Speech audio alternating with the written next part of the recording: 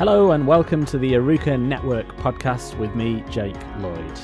In this episode, we're asking the question, what role community can play in helping people overcome trauma. If you want to improve the world, start by making people feel safer. The reason I say that is because trauma recovery is so much about creating safe environments or safe communities. That's the voice of Fiona Dunkley. She's a trauma therapist and counsellor based in London in the UK. Throughout her career, she's worked with victims of sexual violence, with witnesses of terrorist attacks, with traumatised firefighters, and with humanitarian workers returning from conflict zones. And now she's written a new book called Psychosocial Support for Humanitarian Aid Workers. I spoke with Fiona a little while ago to discuss her career and this book, and what she's learnt about the role that community and support networks can play in helping reduce the impact of trauma.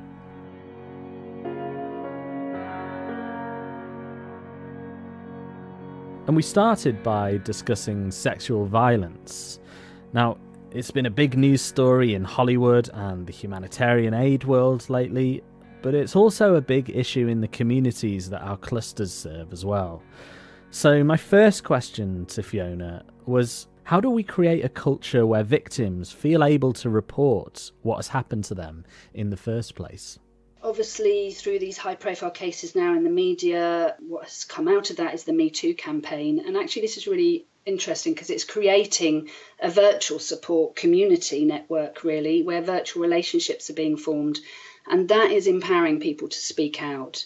In isolation, it's very difficult to speak out.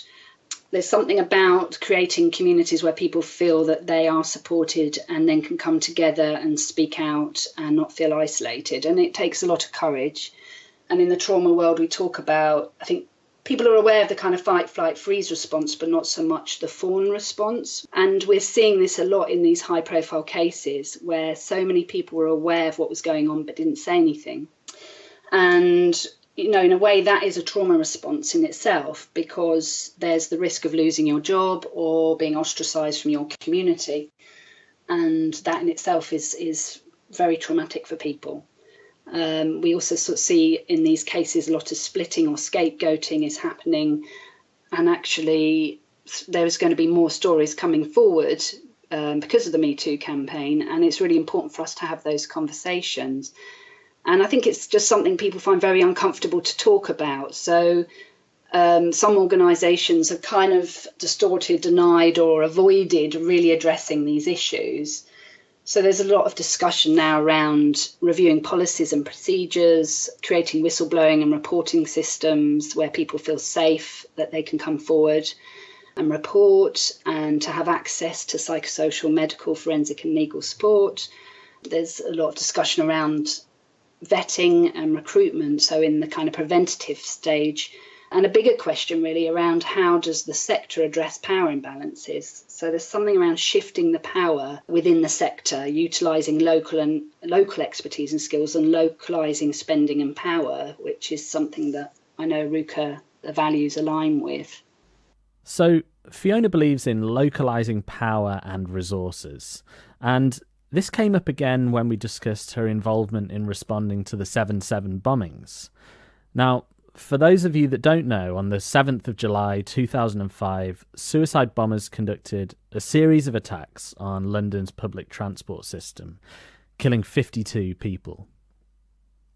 Yeah, so that was an interesting time. I joined Transport for London just soon after the 7/7 bombings. And within the first week of arriving, what I noticed actually was that I had joined a traumatised team of counsellors, and they had done an amazing job of supporting the staff and supporting them back into the workplace, but actually their support had been overlooked.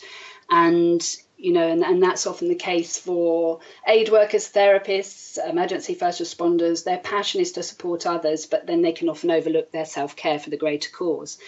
So one of the things that Transport for London did was incorporate and embed a peer support programme into the organisation.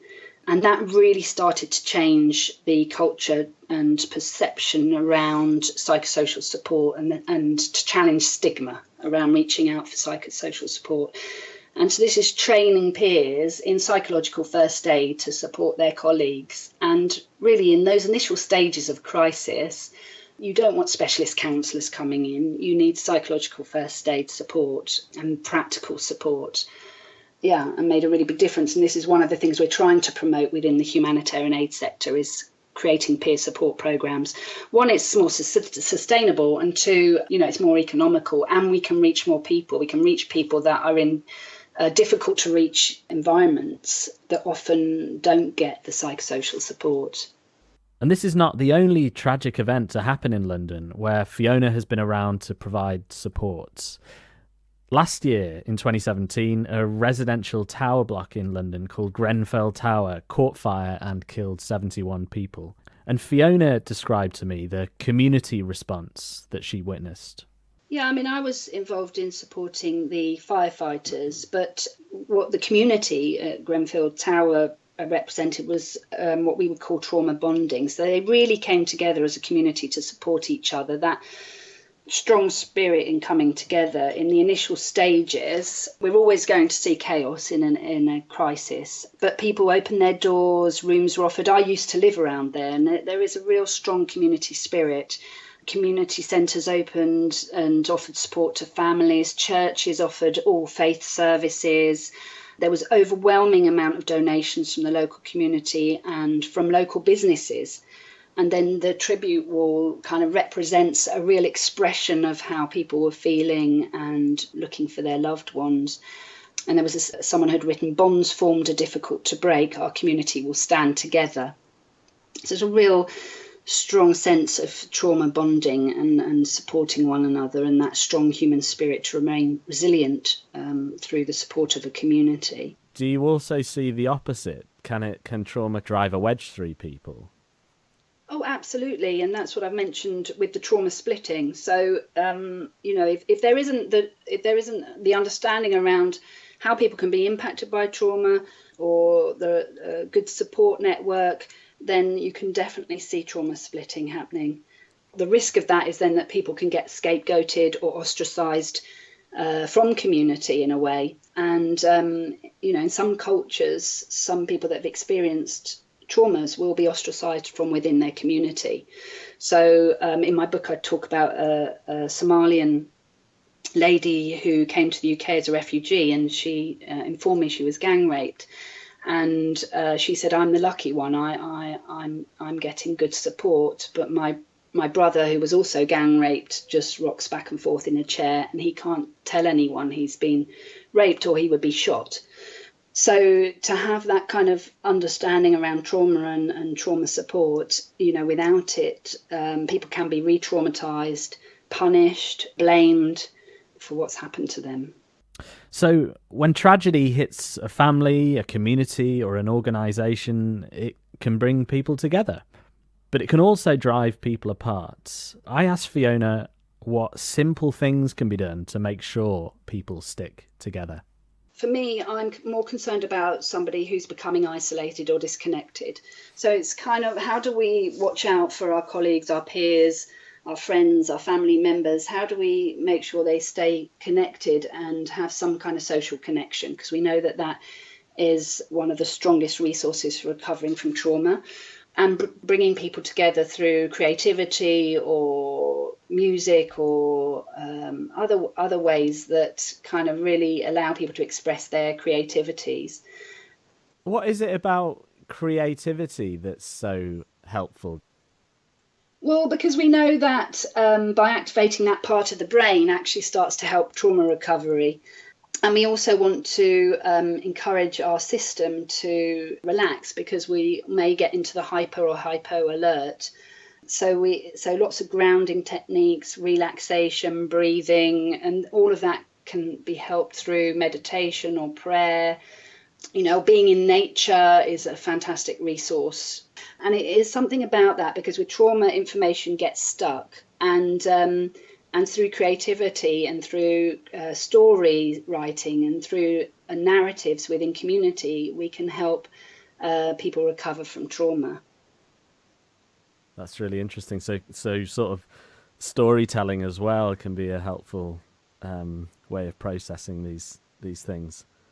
Well, absolutely, because, and often that's what psychological first aid or group debriefing is trying to offer for teams of people that have been through a crisis response.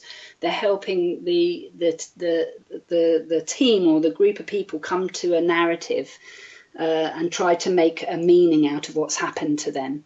And so whether that's done through a community or a creative project, or even art, and bringing those images together to create a story. I mean, one therapist who does some excellent trauma work globally, he uses picture cards, and so he helps people pick out these picture cards and create a narrative of what's happened to them, and then come to a new perspective from their experiences.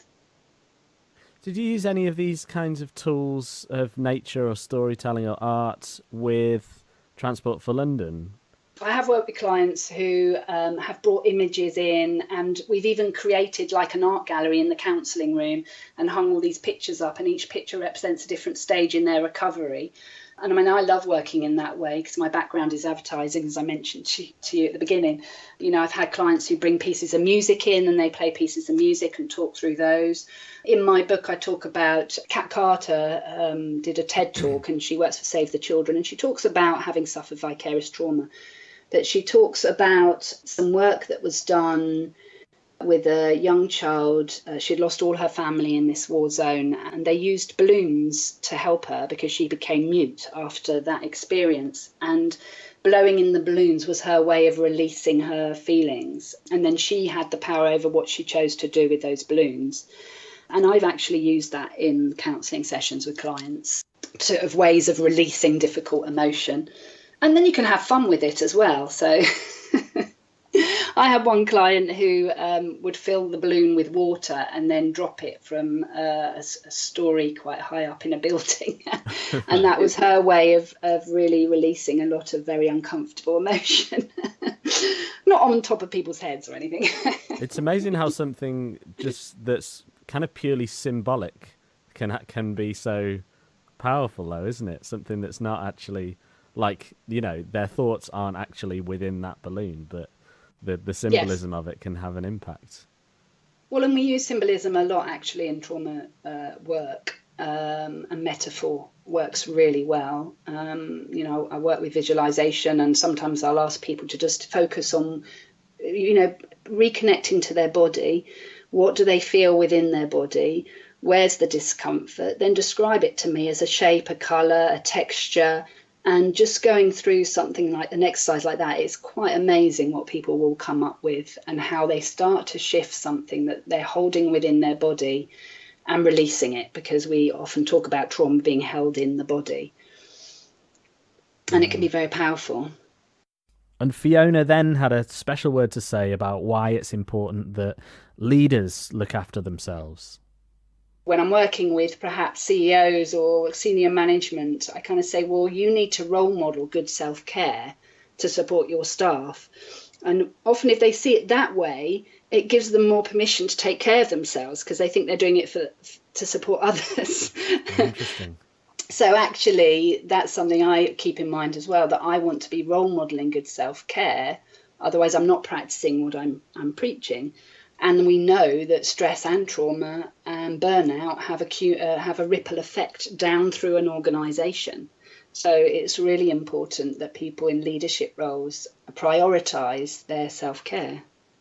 We're nearing the end of this podcast, but before we go, it is worth mentioning that Fiona also spent a day of her honeymoon doing a trauma training course with our cluster in Myanmar. So she also told me about her experience there. I was there to inform around trauma and trauma responses, and I was learning about the culture and different practices. And people travelled from far and wide, and I think we had 10 different organisations represented. And they learnt a lot just from listening to each other's stories and experiences, and then also recognising again the cultural resiliences. So prayer, faith, meditation, being in nature, real strong family support networks. And then some people spoke about, I think one woman spoke about karma breaking the chain of trauma, because her belief was that if something happens it's because of something you've done in the past or your ancestors have done, and therefore there's no need for revenge. At the same time, I remember another gentleman said that he suffered torture, and he felt he couldn't speak out because of karma, because he felt it would bring shame to his family.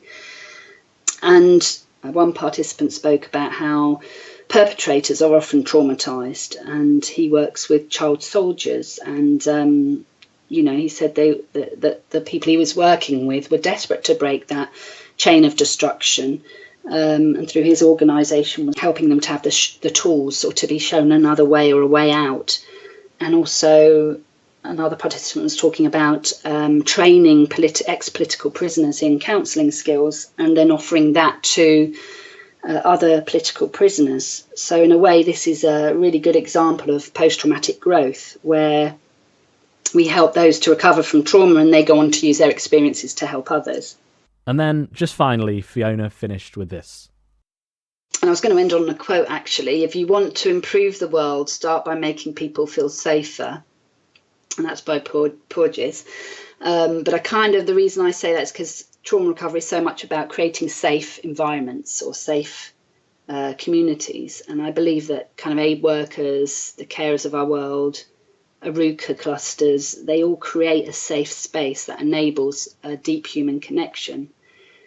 And I strongly believe healing communities and countries suffering from trauma will lead to a more cohesive and inclusive and peaceful world. And actually, for true trauma recovery to take place, we need the support of trauma-informed families, communities and organisations. So that was Fiona Dunkley, a trauma expert and a counsellor. And her book, Psychosocial Support for Humanitarian Aid Workers, is out now. So that's it for this episode. If you have any feedback or comments, then I'd love to hear from you. You can make those comments on the SoundCloud page, or you can email me directly, jake@arukanetwork.org. And that's about it for this month. I hope you've enjoyed hearing from Fiona. Thank you so much for listening. And until next time, bye for now.